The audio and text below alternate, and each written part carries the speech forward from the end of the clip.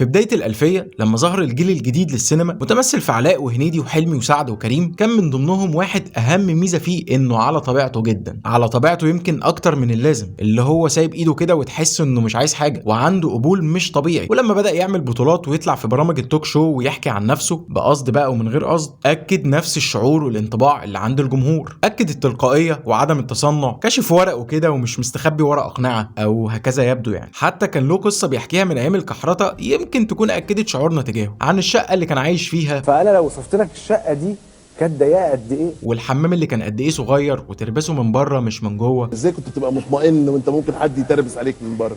لا ما هو فيش اطمئنان، ايه ما فيش، كانش في الحمام بتاعي ده خالص كانش تقدر تحس باطمئنان، ولا في الشقة كلها تقدر تحس باطمئنان. خلاص كده ندخل في الموضوع ونقارن بقى عصام عمر بأحمد حلمي. هو الحقيقة أنا هعمل كده بس لسه مش دلوقتي، فاضل حاجة كمان. عارف إيه أكتر حاجتين ميزوا حلمي في بداياته؟ أولا اهتمامه بالطبقة المتوسطة اللي عملها في صايع بحر وزكي شان وجعلتني مجرما ومطب صناعي. تفتكر يا فاروق بيه لما اقدم زيك كده هيبقى عندي فيلا زي دي كده، ولا هبقى عايش في اوضه زي دي؟ والحاجه التانيه اختلاف مواضيعه. احمد حلمي تفرد بالمواضيع المختلفه اللي بعد بيها عن المألوف تماما، ودي حاجه عملها في اسف على الازعاج وعلى جثتي وصنع في مصر والف مبروك. مش هيرد عليك يا حبيبي، ابوك مش هيرد عليك. ليه؟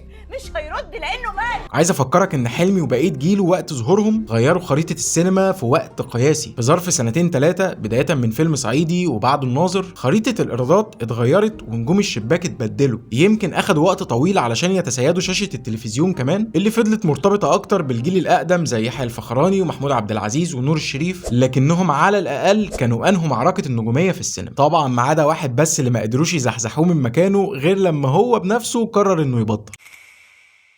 لكن انا بعتقد في ان الجيل الجديد اللي بنشهد صعوده حاليا قادر انه يسيطر على السينما والتلفزيون مع بعض وفي اقل وقت ممكن. طيب هناخد من الجيل ده عصام عمر ومسلسله نتكلم عنه شويه. مبدئيا هو بيفكرني جدا ببدايات احمد حلمي، نفس البساطه والقبول الرباني والعفويه في الكلام، هيحسسك انه من بقيه اهلك حرفيا. وعلشان انا عارف ان احنا كجمهور مصري مش اغبياء وعلى الاغلب بنعرف نقرا الوشوش الكدابه او المتصنعه، فمعظمنا قادر يقول بالفم المليان انه حقيقي جدا ومش عايز يظهر شخصيه مش بتاعته، ردوده عاديه ما تحسش انه سكريبت مكتوب، ويتلجلج في الكلام وبيتكسف عادي. هو ليه قصه كفاح اصلا لازم تتعمل فيلم لوحدها يعني؟ لا خالص، مش يعني مش كفاح ولا عادي، ده العادي يعني، ان ده يعني العادي مفيش حاجه، انا تمام. وبرضه عنده قصه اتشهر بيها بعد نجاح مسلسل بالطو، لما اتسال عن البدله اللي لابسها في مهرجان القاهره وقال انها من محطه الرمل عادي. بقول اللي انا في قلبي وخلاص، مش هفكر في حاجه، يا اما هتفضلي تحسوكي بقى. اما الحاجه الاهم بقى واللي فيها تشابه كبير مع بدايه احمد حلمي هي انه الوحيد في جيله تقريبا اللي مهتم فعلا بمشاكل وهموم الطبقه المتوسطه، وهتحس انه بيعملها من قلبه فعلا، مش بيلبس وش مش بتاعه لاجل الدور وخلاص، مش قصه تضجين في الكلام ويا اسطى ويا زميلي وكده، لا هو داخل دايما جوه اعماق الشخصيه اللي بيلعبها، عشان كده الناس بتصدقه، مش اخد الشخصيات من بره بقصه شعر غريبه ولا لبس مبهدل، ده هو حقيقي لدرجه انه يخليك لو عندك شك في قصه كفاحه اللي بيحكيها في البرامج انها مجرد قصه مألفها زي ما في فنانين كتير بيعملوا كده علشان يوصل للناس انه منهم وكده، لا هتصدقه. وباختصار شديد عصام عمر شاب اسكندراني جاب مجموع كويس في الثانويه العامه، فوالدته رفضت انه يدخل معهد سينما، هي تفكيرها ان الكليات حاجه افضل من المعاهد. قرر يدخل كليه اداب قسم مسرح وبدا يشتغل في مسرح الدولي. مره واحده قلت انا عايز اروح القاهره. بنتنشأ عن مين اسكندراني وعمل حاجه. فضل 6 سنين في القاهره بيحاول يمثل لكن ما لقاش فرصه، وبدات اعمل اعلانات. بعد كده قلت مش عايز اعمل اعلانات عشان هتحرق. طبعا 6 سنين من المحاولات يخلوا اي حد ييأس، وبالصدفه بيقدم على فيزا امريكا. قلت امريكا بقى كانت ب 1000 جنيه ساعتها، 1450 بالظبط، استلفتهم عملت.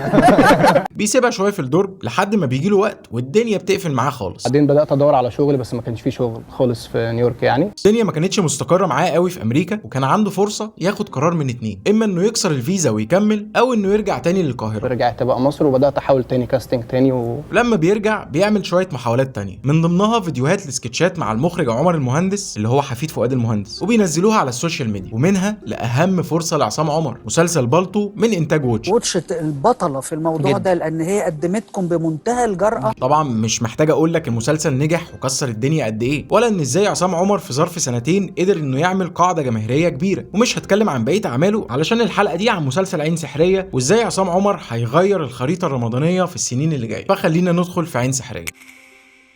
انا مش هقولك الاخراج عبقري والتمثيل عالمي والكتابه ما حصلتش والمزيكا في حته تانية، لكن هقولك ان اكتر شعور انتابني وانا بتفرج على المسلسل هو اني عايش جوه عالم روائي، بسمع الروايه بصوت حكاء شاطر قادر انه يوصف لي مشاعر كل بطل من ابطال الروايه في اقل كلام ممكن. الروايه حلوه وتشدك وكل جزء بيقفل على احداث تخليك تدخل على الجزء اللي بعده على طول، لكن مش هي دي احلى حاجه في الروايه، على قد ما تحس انك عارف كل حاجه عن كل شخصيه، وكأن في كتيب لكل شخصيه لوحدها بيحكي لك عن ماضيها، ولذلك انت ما بقتش عارف بس الظاهر منها، لا ده انت كمان عارف ماضيها كويس، وبقيت متفهم ليه كل شخصيه بتتصرف بالشكل ده. انت قادر تحس بعادل ومعاناته وشيلته تماما، مش بس متعاطف معاه، انت فاهم هو ليه بيتصرف كده، مستوعب هو ممكن يكون حاسس بايه تجاه ابوه، وحاسس بايه تجاه عم زكي اللي كان نفسه يكون هو ابوه، تعامله مع امه واخوه واسماء وكل الشخصيات من نفس الشخصيه اللي انت بقيت عارف ماضيها كويس. وقس على ذلك بقى كل الشخصيات تقريبا، عم زكي والظلم اللي اتعرض له في حياته واللي اثر على علاقته ببنته اللي ما بقاش عارف حتى يقول لها ان هو ابوها، فتبقى هي دي اكبر معاناته. وعموما الانسان لما بيبقى عنده معاناه كبيره في حياته بيسقطها على كل حاجه بتحصل حواليه، فلما يجي المشهد العبقري اللي بالمناسبه انا بعتبره افضل مشهد في الموسم الرمضاني ما بينه وما بين عادل اللي كان بيفضفض عن ابوه وبيلوم على اللي كان بيعمله والسيره السيئه اللي سابها له واللي بسببها دمرت له حياته،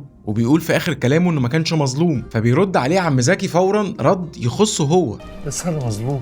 وده لان كل واحد فيهم بيتكلم من خلال معاناته. عم زكي وهو بيسمعه كان في الحقيقه كانه بيسمع بنته اللي خايف من الاعتراف ليها انه ابوها. غالبا هيبقى في حلقه اتكلم فيها عن المشهد ده بالتفصيل من كتر ما هو مشهد عظيم ومليان تفاصيل. بس قبل ما اقفل الجزء ده واثباتا ان كل الشخصيات في الروايه اخده حقها، خليني اقول لك ان حتى دور الولد الصغير اخو عادل واللي كان بيسرق وبيمد ايده في الحلقات الاولى ما كانش اعتباطا كده، مش حاجه حرشه وخلاص نملى بيها المسلسل، لا ده حتى الولد الصغير ده كان مكتوب في الكتيب بتاعه انه متاثر جدا بعدم وجود الاب في حياته، وزي ما سيره ابوهم كانت السبب ان عادل مش عايز يكون زي ابوه، هو نفس السبب اللي خلى حسن بيسرق ويمد ايده عشان شايف انه طبيعي انه يطلع زي ابوه. اهو كل اللي فات ده يخليك مش عارف تنسب العمل الجميل ده لمين بالظبط، على الرغم ان المسلسل فيه اخطاء بس معظمها يعدي علشان الاجابات اكتر بكتير. هل ننسب الفضل للكتابه الغنيه للمؤلف هشام هلال اللي في رايي ده افضل اعماله، واللي ما سابش حاجه للصدفه لاي خط من خطوط القصه، وقدر يدخلنا في عالم من التشويق والاثاره وفي نفس الوقت ممزوج بقدر كبير من المشاعر لكل الشخصيات تقريبا، ده غير ان الجمل الحواريه متناسقه جدا طول المشاهد والمعلومه بتتقالك من غير رغي كتير ولا فرهضه. ولا الفضل الاكبر لاخراج السدير مسعود المخرج السوري اللي اختياره لاماكن التصوير في شوارع القاهره زاد القصه فوق الجمال جمال. كمان اختياره الريسكي جدا ان معظم شوتات المسلسل تبقى بتكنيك ذا رول اوف ثيرد، واللي بيكون عباره عن ان الجزء المهم واللي هو الشخصيه تكون في تلت الصوره، وتلتين الصوره بتعبر عن البيئه اللي في المشهد او حاجه بترمز عن الشخصيه. طبعا ده غير حلاوه الصوره والكادرات والالوان المعبره جدا عن الاحداث وطريقه الحكي السلسه، ولا موسيقى خالد القمار اللي قدر يخلق مزيكا تخليك تعيش في الاحداث والمشاعر من غير افواره ولا صوت عالي على الفاضي. وفي رايي الموسيقى التصويريه العين سحريه هتعيش لسنين طويله مش مجرد وقت المسلسل وبس. وتحيه كبيره جدا للكاستنج دايركتور اللي اختياره الادوار التانيه في محلها جدا، الراجل فاهم ان الدور الصغير ممكن يعمل فرق كبير، ولذلك مسكن الادوار مش عشان تملى الكادر وخلاص، ده كل شخصيه في مكانها وليها روح وحضور. ولا ننسب الفضل الاكبر للممثلين الاساسيين للمسلسل، من اول عمر شريف اللي قدامه 5 سنين كمان وتلاقيه بطل شايل اعمال لوحده، اداؤه مبهر بصراحه، تحسه نجم قدير بس سابق الزمن، وده مش جديد عليه. من 5 سنين تقريبا كان عامل دور حلو قوي في فيلم بره المنهج مع ماجد الكدواني، وبعدها بسنتين مسلسل تحت الوصايه مع منى زكي، والحقيقه باين جدا انه موهوب ولو استمر هيكسر الدنيا. حلاوه وجمال ولذاذه سما ابراهيم حيث الاداء البسيط واللي يدخل القلب بمنتهى السهوله، ومحمد علاء صاحب الحضور المختلف والموهبه الملفته، مدرسه السهل الممتنع كما يجب ان تكون. طبعا الراجل ده كده من اهم 3 ممثلين في مصر، فهو غني عن المدح والتعريف، واللي شاف فينا المسلسل هيعرف ان وجوده ما كانش مجرد نجم كبير شايل العمل وخلاص، لا هو عنصر اساسي في الحدوته. الليله دي من غير باسم سمره كانت هتبقى اقل كتير. احمد بيلا لا انت اصبر عليا الحلقه الجايه هجيب في سيرتك جامد. احب اقول ان بقى عندنا وجه جديد للمصري العادي جدا على الشاشه. عصام عمر من اول عمل ليه والجمهور اداله علامه الجوده على اعماله، وهو الحقيقه ما خزناش، اداء سلس وموهبه حقيقيه وممثل يدخل القلب من غير استئذان، وفوق ده كله اختياراته دايما كسبانه. السنه دي بيعمل مسلسل حرفيا بينقذ النص الاول من الموسم الرمضاني، رغم ان الجانرا دي جديده عليه والاختيار يعتبر مش ضامن النجاح، لكن واضح انه عارف هو بيعمل ايه كويس. وبالريتم اللي هو ماشي بيه ده هو وبقيه نجوم جيله، احب اقول ان عصام عمر واعوانه هيغيروا الخريطه الدراميه السنين اللي جايه. سؤال بقى قبل ما نقفل، تفتكر مين من ممثلين الجيل الجديد هيبقى اهم ممثل في في جيله. شكرا جدا على وقتك، احب اعرف رايك في الحلقه، واشترك في القناه عشان تشوف الفيديوهات الجايه، وربنا يبعت لك ايام حلوه ايا كان مكانك على وجه الارض.